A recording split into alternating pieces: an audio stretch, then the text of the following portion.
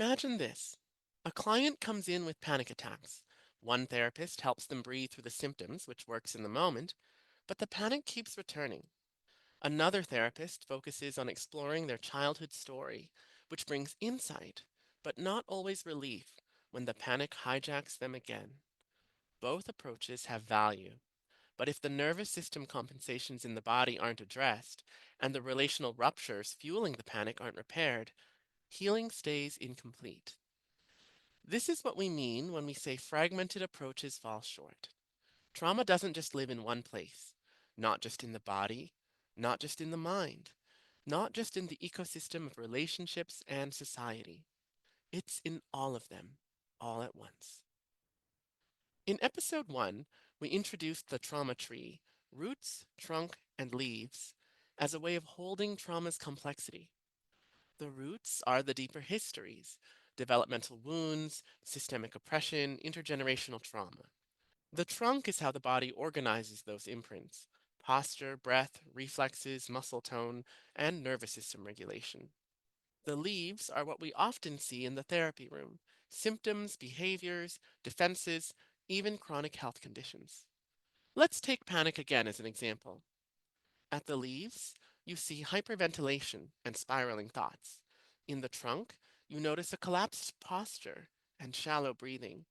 And in the roots, you uncover relational neglect: no one to attune with, no one to co regulate with. If you only treat the symptoms, you may reduce panic, yet leave the system fragile.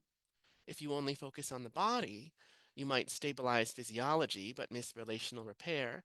And if you only dig into the story, you may offer insight without restoring nervous system regulation. So, to help at the more profound level, you need all three layers in view, and the trunk often becomes the pivot point where real healing begins.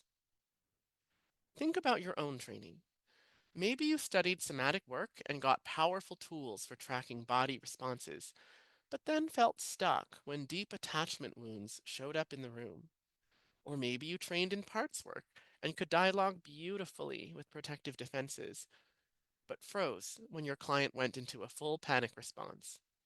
When we treat one area without the others, trauma finds a way to leak back in.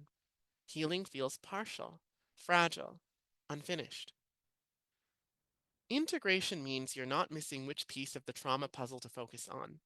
You're holding the whole tree at once and shifting fluidly as the client needs. That might look like helping a client orient and regulate their nervous system in the moment, noticing when the dynamic between you reflects an old relational rupture and addressing it with care, or naming when systemic or cultural forces are shaping the trauma in the room. And here's the key: it's not about piling on more modalities, it's about discernment, knowing when to use which approach and weaving them so the client feels both safe and seen. This is the heart of what we teach in the Integrative Somatic Trauma Therapy Certificate. It's not about leaving behind the tools you already love. It's about giving you the map to integrate them. Your clients don't just get symptom relief, but real, lasting change. So the question is, how do you actually do this in the room? How do you balance the moment to moment somatic techniques, what we call micro skills, with the relational presence and adaptability your clients need, the meta skill?